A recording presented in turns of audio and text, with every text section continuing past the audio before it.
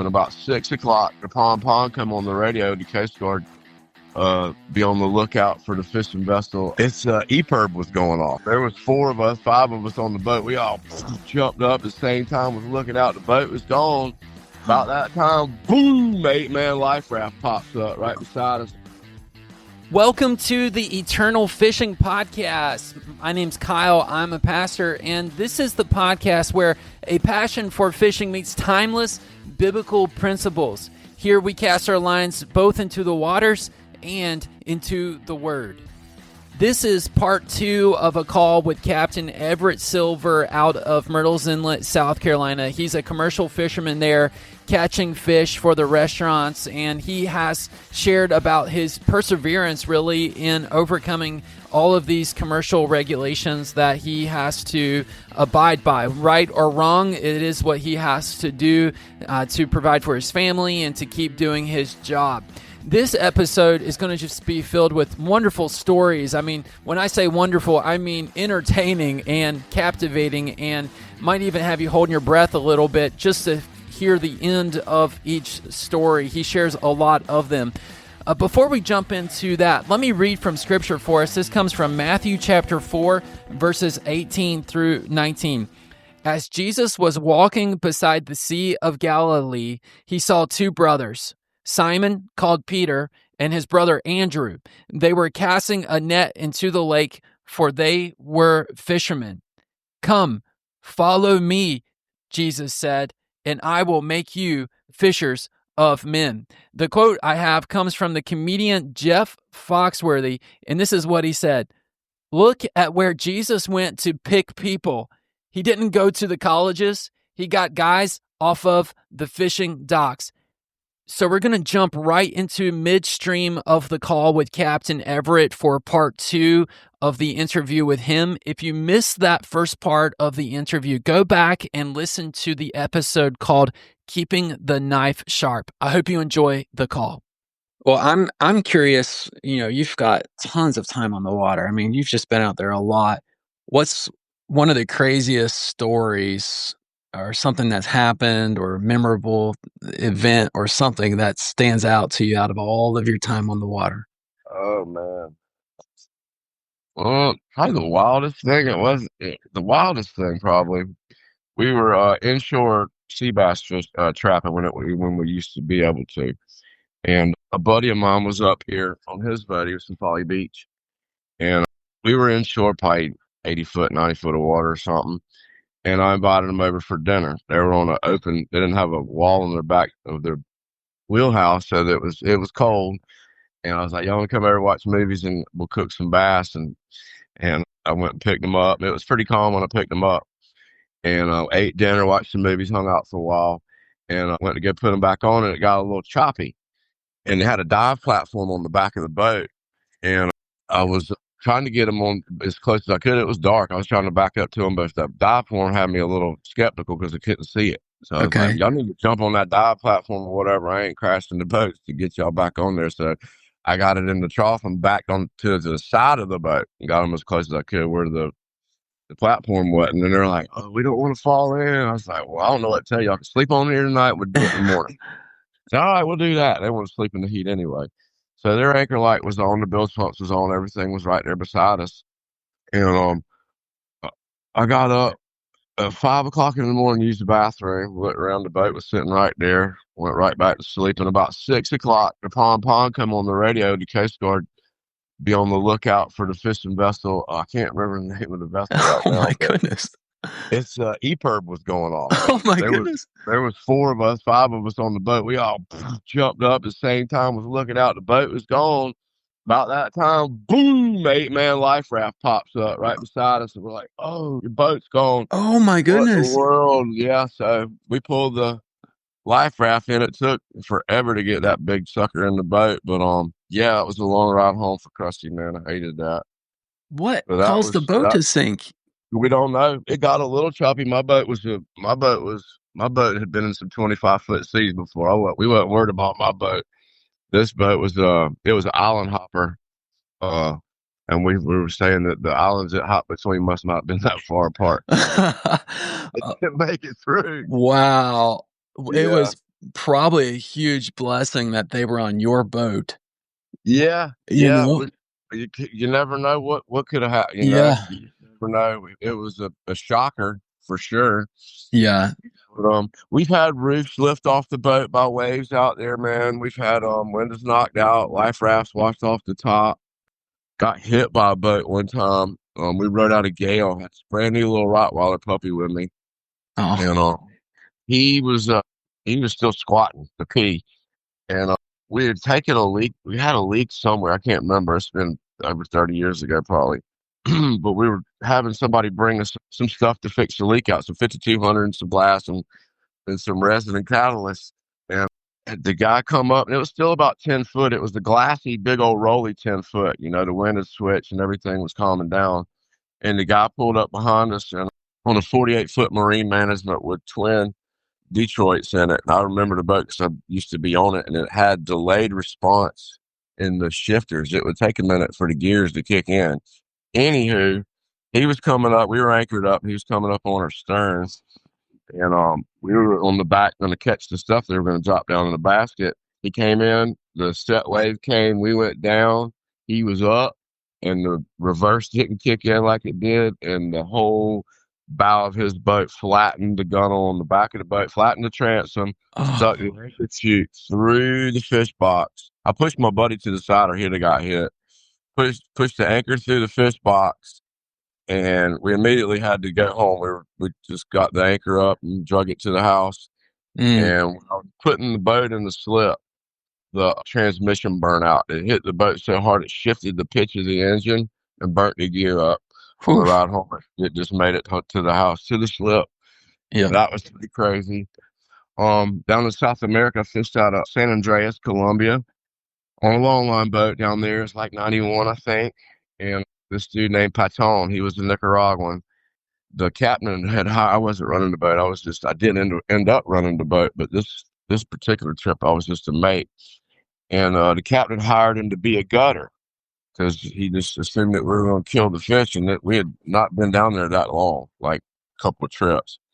And host, like four other islanders were going to be the fishermen and me. And then Tony was the captain. And he hired him to gut fish. And we're like, dang, there's enough of us on here. We don't really need a gutter. But anyway, he turned into a rig maker. We didn't catch hardly no fish. We had 1,900 pounds on the boat in 19 days. And we were on the Quitasueña Bank. It's supposed to be in deep water catching just big groupers, Caribbean snapper, ball bat snappers, all this other stuff. And couldn't get right with them. So we were on the Quitasueña Banks. I think it's the second biggest reef in the world to the Australian reef over there. It's off of Belize down there. We were up in the shallows of that place, probably about 30 feet. It was crazy because there's some old ships from Vietnam Okay. on the reef, and they came through the Panama Canal. One of them was carrying dead bodies on it, Mm. bringing them back. And there's a cut through that reef. We never went through it, but that's what they were trying to do and stuck the ships right on the reef. So they were still sitting there. Excuse me. Wow. We're out fishing one night, and them boys were speaking Spanish, just chatting it up, talking some spooky stuff. It sounded like. And we were trying to catch yellowtail snappers and beeliner snappers, vermilion snappers. And we're using 25 hook stack rigs, which takes you probably 30 minutes to build one, and 20-pound sass weights on the bottoms. We had to melt the lead for forming pans to make the leads. So the dude that was we were getting cut off by the sharks. The shark would come and bite one of your fish off and hit the main line, and you'd lose that 20-pound weight and however many hooks was Oh. underneath the bit. So Patton was supposed to be gutting the fish, but we wasn't catching enough for him to gut. So he had to make the rigs and melt the lead. So he was highly upset with the sharks. So he comes back there to my reel. I was fishing a miler reel. It's a wreck fishing reel, hydraulic, no drag, zero drag on it. And he took my leader, what was left of my leader off. The shark just bit me off. And we had some giant hooks from where we were long lining sharks. I'm talking probably a 10-inch shark hook, something like that. Yeah. He Yeah. hooked it straight to the cable, hooked the yellowtail through the eyes. He ain't touched a reel in 19 days. He jumped on mine because my rig just got freshly cut off and he was mad. He grabbed the pulley out there and it's hydraulically driven. He went the wrong way with the pulley, sucked the hook up into the palm of his hand, dead center, Ooh. sucked it straight to the pulley, and that hydraulic winch just pulled the hook straight through the pulley, straightened the hook out, and was spinning it around. He looked right at me and showed me his hand, man. It was the three finger bones on the outside of the hand, and the whole thing was just ripped, just like you sawed it in half. Oh. And that was probably the graphicest thing I'll ever see, hopefully. And we went to Nicaraguans are on the boat as countrymen. They grabbed coffee grounds because it was 19 days, 1,900 pounds, and 19 hours to get Patton back to the island. And they packed it full of coffee grounds and just held it up over his head until we got him in there, man. And down there, it was the third world, San Andreas, Colombia, a little island. They didn't have a whole lot going on as far as operations, and they cleaned out all the coffee grinds and stuff like that. Yeah. Oh my goodness. Yeah, and I think it's compensation because the owner didn't hire him. They gave him $700, and it's left him with his hand like that. I was like, man, this is a rough way to make it here, fellas. That is rough. Oh my goodness. I used to hang with the Islanders more than the Americans down there, so kind of heartfelt. But it was what it is. He wasn't supposed to be on the boat, and I don't think they could do anything about it. Yeah. Wow. Sucked for him. But yeah, a lot of graphic stuff, man. I had my finger snatched off. I don't know, last year. One of my mates just caught about 100-pound amberjack, and got him in the boat, and I slung him another live bait. Put it back down. He was panting over there. I'm like, come on, dude. 25 years old. Get that thing back down there. And so we used like a 80-foot long, 200-pound test leader with a 13-aught jap hook on it. And I grabbed the fish, the live bait, stuck it on there and threw it out. And we put a swivel in the middle so it doesn't twist up so bad. And when it was going out, I seen the swivel go by, and like in my mind it goes, that's a big swivel. And the greenhorn didn't cut his tag ends off when you close to the swivel to the knot. Because that relieves room for it to get tangled up. Right. Anyhow, I put it down there, didn't think nothing of it. I was going to change it when I got back up, and hooked up another jack. So I thought I'm bringing up another 100-pound jack. When you get a 100-pound jack on these bandit reels in your hand crank, it's just your elbow and your arm and against this fish, and they'll take 20 or 30 turns off of you, just like a blink of an eye. And if you let that handle go, it'll beat the crap out of your hand and stuff trying to catch it. Right. And if you let it go too long, the cable will backlash on you. So you got to hold on tight. So anyway, I'm bringing this fish up, assuming that I got a jack on there because I just caught one. Get up there, get to the leader, pull the leader up, pull the leader, get halfway there, and it took off. And I'm thinking it's a big jack, and sometimes you can stop big jacks. It's not a good idea to try it with the big ones, but I was just going to put the brakes on them, so I bent it over the gun and hung on to it. Boom, he snatched my hand over the side. That tag ends with that big barrel swivel in it had made a loop in that 200-pound test, and in a blink of an eye, it grabbed me around my wrist and slid up to my knuckles. Ooh. The shark, it turned out to be about an 8-foot shark. It stopped the shark in its tracks with my hand. My hand was the only thing pulling to stop him. He didn't break the line and he didn't break the hook, but it stopped him for a second. And when he stopped, that loop was just like a half hitch. It was just sitting there. It went from my knuckles and slid down, and he took off again, and it wrapped around the tip of my index finger on my first knuckle. Oof. He took off again and straightened it out and broke the line with my finger, with my index finger. Did it, took it down to the bone.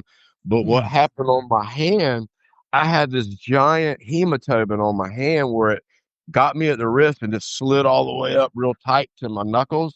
It was about 5 inches tall, dude. And I looked at my mates. I was like, this don't look good. Boom, I hit the deck. I was out like a light. I was like, geez, Lord, I come back and they're smacking me too. Like, hey, what's going on? So that was the first day of the trip, and we were diving the rest of the trip. So I had a terrible time diving that week with my hands, but oh my goodness, grin and bared it, and we made it through. But you just never know how quick stuff can happen out there, you know. Yeah. had buddies on boats not too far from us, man. This old dude out of Florida that used to fish up here. He was his mate had been fishing with him for eons, man. Just had a stroke or a heart attack, man. Fell right off the back of the boat and never seen him again. Oof. Yeah, that was a tough one. Had several stories. One about, I don't know, it's been about 10 or 15 years ago. It was we were fishing off of like McClellanville down there, me and my buddy, and he was on a 48-foot marine management, way bigger boat. My boat was 42-foot Torres, and my boat rode better than his, but his was higher up out the water for waves not to come through the windows. Mm-hmm. Anyway, we chatted that afternoon. We went to bed, cooked dinner, watched a movie, and went to bed. And in the middle of the night, it was probably 15 foot, maybe some 20-foot sets. I have no idea how big it got that night, but it broke my radar stand up top.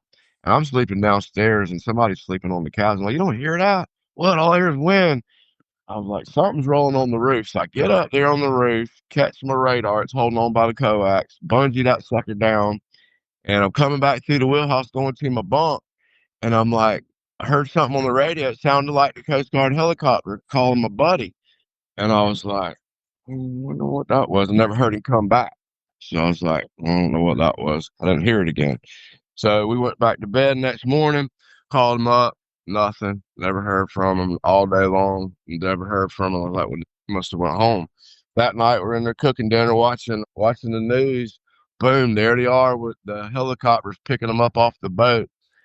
I don't know who, but it had to have been a big wave to come through a 48 marine management, and all the windows were through bolted Lexan, bulletproof. So that Tony was inside, and the door is a sliding door to leave the wheelhouse. It slides on tracks, and Tony was sleeping. There's a little ice box in between him and the front windows. He was sleeping behind the ice box.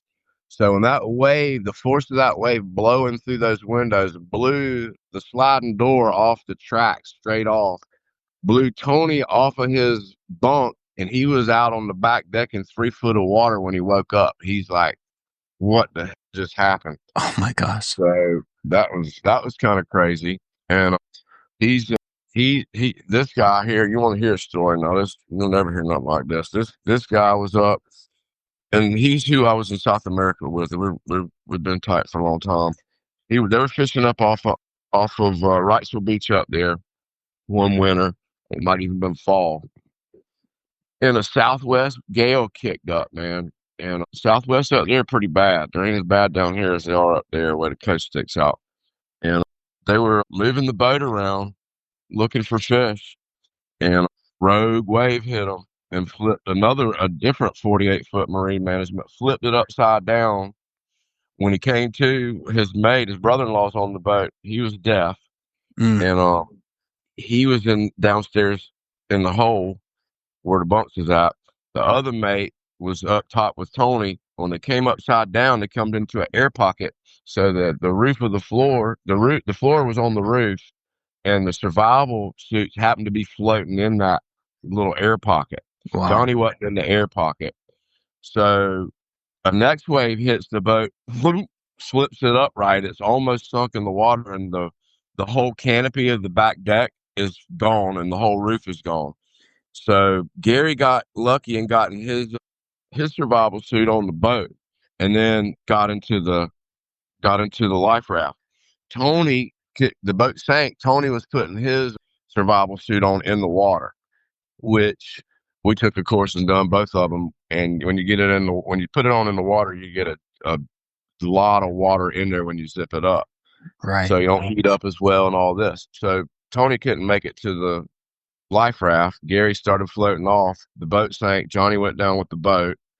And Tony and Gary were sitting there. Tony was in the water for like 8 hours, I think, floating out there 60 miles offshore. And Gary was probably a mile from him or something like that in the life raft.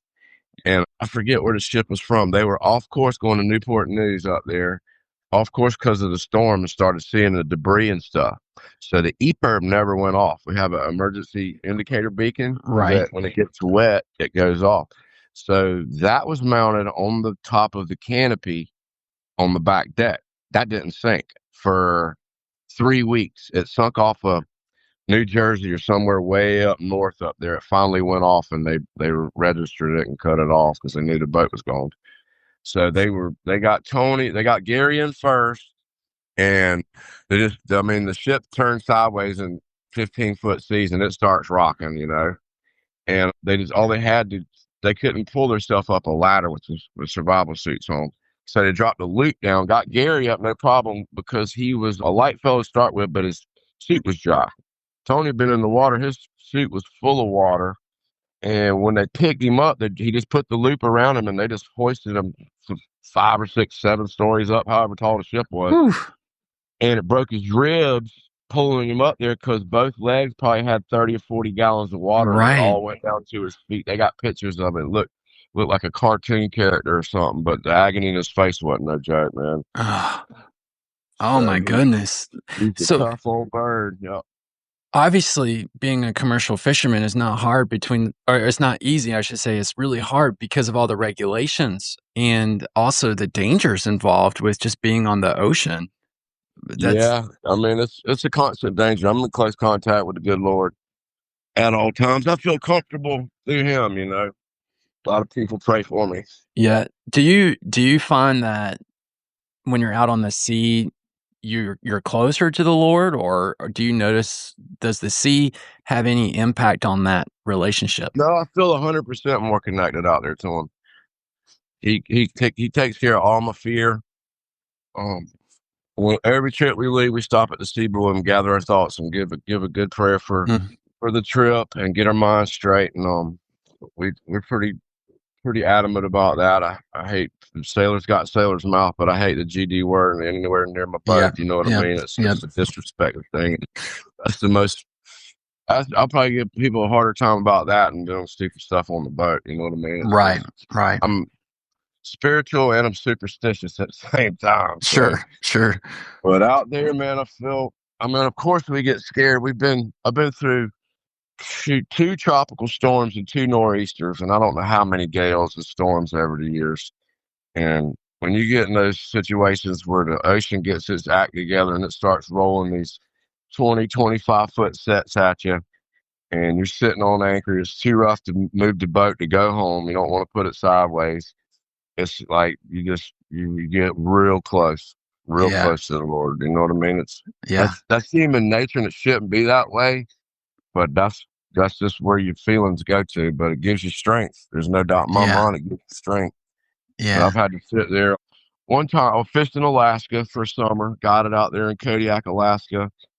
Great time, great experience. I put my name in the hat the other day to go back next year. Oh, cool. My wife was like 5 months pregnant when I just got offered the job.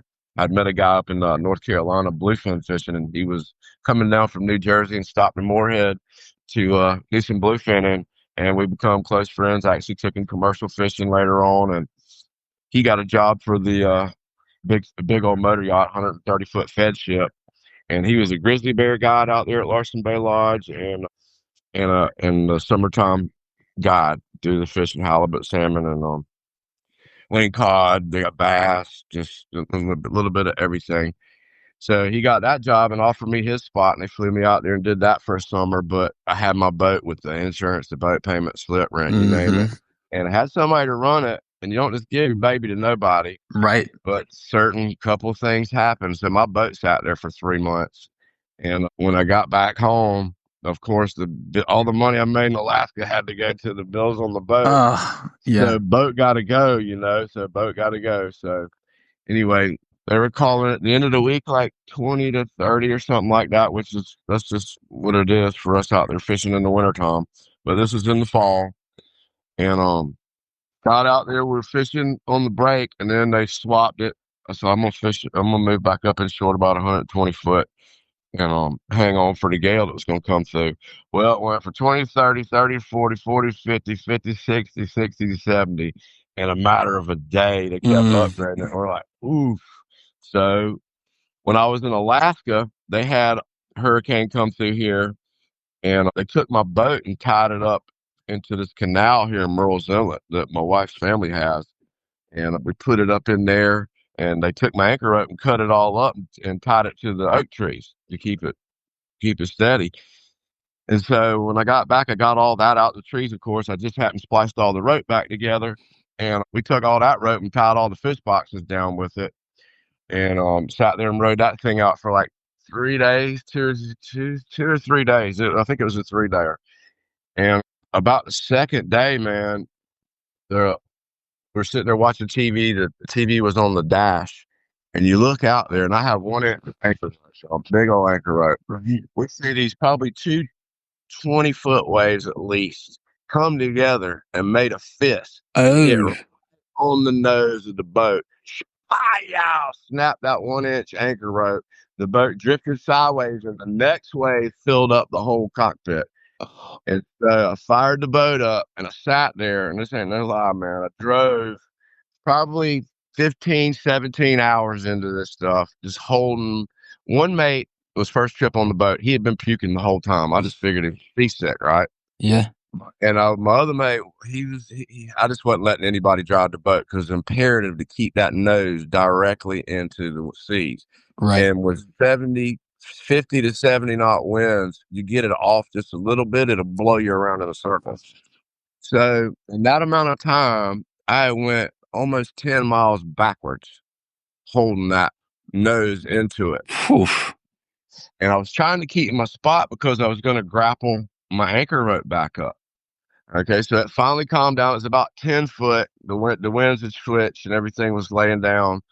And we tried to catch my anchor rope, but it was too rough. So I had to splice all the ropes together. And I had a little bit more in the rope locker. Spliced all the stuff holding the boxes down and had enough rope to fish like 150 foot out there and hang up. And I get out there, I put the boat on the spot, and I got sick as a dog for 3 days. That kid had some kind of virus, and it hit me as soon as it calmed down. I was going to kill Oh, this kid. I ran out of paper, all kind of paper on the boat, and I'm like, this is messed up, man. So all I could do is get up and move the boat from spot to spot because we don't sit on spots. We'll sit on them sometimes soaking grouper baits. You sit on them longer than you do beeliner fishing sometimes. But we're always moving around looking for other spots. right. So the fish were biting like bulldogs, and I would just get up, move to another spot, and fall back down. I'd get to be sick as a dog. Finally got over it. We put on 4,000 pounds of fish in 5 days on the boat. And on the way back home, it was like a lake. It was like a lake. Stopped in there. I took my back two Miami reels, spliced a piece of 3/8 stainless steel chain to both of them. It was about a 15-foot piece of chain tied on little 3-inch, 4-inch shots of mono 200-pound test with jap hooks all throughout it. And I knew right where I was at. I knew which way the rope was laying because I was laying northeast. It was a nor'easter. So I got to the southwest tip of where I thought the rope would be, got it in there, got my mate inside, started running back to the northwest, dropped both bandit reels down with that chain on there, told him to put it in gear, pull it out, and just bump it in and out. We started dragging across the bottom. First freaking time, man. I had one J hook on there, king mackerel hook, needle eye. I said, I think I'm getting the bite. I'm getting the bite. So we start winding up together, and you could see the anchor rope down there, and it got tight. But we were almost at the end of it. It was almost perfect, but that one J hook had it, and it straightened it out. So the rope fell back down. I got in there, spun the boat back around, moved over just a little bit, and dropped it back down there and caught it on the second time. So that was another $1,000 worth of gear we didn't have to buy when we got home. There you go. Yeah. So, but when we got home, when you get home off stuff like that right there, man, it's like, I can't explain it. It's like, you feel like you haven't beaten Mother Nature, but you battled her pretty good. You know what I mean? Yeah. It's some kind of feeling I can't explain. It's like I'm a surfer. When you catch a giant wave or one almost kills you type thing, and you get out of it, and you're like, "Whoa, that was so awesome!" But wow, I'm so scared. You know what I mean? Yeah. It's just Mother Nature at her finest, and she rewards you sometimes for putting up with her nonsense. And that was one of the best trips I've ever had in that quick a time. And we'll never forget it. Everett, you've got some stories. Oh my goodness. You've got some great stories, and I know not always the easiest of circumstances too, but Wow, thank you for sharing what it's like to be a commercial captain. That's amazing, amazing stories, and glad I'm talking to you. I mean, it Yeah, sounds like man. you've been through quite a lot. So, Yeah, you just forget until you sit down to think about stuff. I appreciate you letting me tell my stories, man. I've had a lot of fun with them. Just some of them, just glad to be here. yeah, But the good absolutely. Lord's definitely blessed me, man. Both my kids are doing great. My old lady's doing great. I'm just happy as I can be these days. Life is That's treating us great. well. When are you heading back out on the water? Probably here in the next few days. There's still some wind coming through, and we'll be back after it here. Try to get the gag grouper 3 boxes while we still can. They'll close that off here. Probably I don't know when they'll close. It's the first year doing it this way, so hopefully it'll last. It's already lasted twice as long as it lasted last year, so I figure sometime in the fall it'll shut off. Yeah, Thing is, absolutely. thing is with these snappers now, they give us 75 pounds a trip, and they got this app like I told you. The app says it's I don't know how many thousands of pounds over the limit, but it still says open in the top corner. And me, I'm like, that's a setup. I'm not going to catch them. Right. So when we are catching all these Vermilion snapper last trip, we're just steady throwing snapper back, steady throwing snapper back. It's like, man, it's so aggravating. Get home, and one of the fish guys was there that takes the eardrums and does measurements and stuff for the state. We're like, what's going on? He goes, the snapper is still open. I'm like, well, how is that possible? Because it's been over caught for a week now. So what happened was the main guy, Noah, is whoever keeps tabs of the tracking of the quota sends the paper to him. He signs off on it and it shuts it down. Whoever that guy is ain't signing off on it for whatever reason he didn't know, and so it's staying open. I'm like, well, what? Well, now what does that mean when I leave the dock next time? Can I catch him? Are they gonna close it when I'm gone? Right. It's getting to the point where we almost have to have that Starlink stuff on the boat. Yep. Yep. You know what I mean? And that's in the Gulf, they monitor every move. You're under watch by satellite. And I didn't like that. Not that I fish in closed zones or anything like that. I just feel like big brothers everywhere I turn. You know Right. what I mean? Right. And they're already up in our mix when we get to the dock. And I'm like, man, I don't want y'all out here. They board us and stuff like that out here all the time. Not all the time, but they boarded me several times trying to catching the fish before the opening day of the season. It's just like, man, come on, man, try something else. Yeah. Oh my So, goodness. Well, but I Everett, appreciate you having me, man. yeah, absolutely. It's my pleasure. Glad to have you jump on the podcast, and wishing you great success and praying for your safety and all the good things for you. So stay safe out there. Yeah, man, I appreciate you, man. You have a great day. Thanks, Everett. You too. Bye. Bye. I hope you enjoyed that call with Captain Everett. The thing that comes to mind as I listen to this and have just reflected on the call with him is this idea that fishermen have stories. Fishermen have stories. And I think about that one of those first fishermen that Jesus called to be one of his disciples. His name is Peter. And, Peter had a lot of stories probably from being a commercial fisherman himself. You think he's probably seen a lot of things, or he probably saw a lot of things out on the water, much like Captain Everett has with his 40 plus years experience out there. I think about Peter, this disciple. Jesus called him. He said, hey, come follow me. And Peter did. He just left his nets. He left his career. He left his family, and he just followed Jesus. And Jesus is calling all of us to kind of drop everything really and to follow him, meaning he's more important than anything else you can do. And Peter, one of his disciples, was listening to Jesus teach a crowd of people the word of God one day. This comes from Luke chapter 5. And they were on the water's edge, and all these people were coming. And so Jesus, in order to be better heard, asked Simon to put his boat out into the water so he could teach the people from the boat. And so he taught the people there from the water's edge. And when he had finished speaking, Luke 5 verse 4, when he had finished speaking, he said to Simon, also known as Peter, put out into deep water and let down the nets for a catch. Well, Simon Peter didn't really think that was a good idea, because he said, Master, we've worked hard all night and we haven't caught anything. But because you say so, I will let down the nets. And so now Peter has basically told Jesus, as a fisherman by trade, he says, look, if anybody knows how to catch the fish, it's going to be me. I've been doing it all night. It hasn't worked. But if you say so, then we will do it. And so the text tells us when they had done so, they caught such a large number of fish that their nets began to break. So then now they're calling their other partners from other boats to come over and to help them. And when Simon Peter, this is verse 8 of Luke 5, when Simon Peter saw this, he fell at Jesus' knees and said, "Go away from me, Lord. I am a sinful man." And then the text tells us, for he and all his companions were astonished at the catch of fish they had taken. These are seasoned commercial fishermen who are now astonished that suddenly Jesus says, put out the nets, go out into deeper water, let down the nets, and I'm going to prove to you who I am. Every fisherman has a story. Maybe if you're a fisherman, you've got stories, things you can draw back upon, times out on the water when just you had the great catch or the one that got away or whatever. These stories are super entertaining. I love to hear fishing stories. You know, when I think about if we were to ask Simon Peter, tell us a story about a time on the water, I would not be surprised if he talks about this time when Jesus pushed out, when he told Simon Peter to push out into the lake and this incredible catch of fish.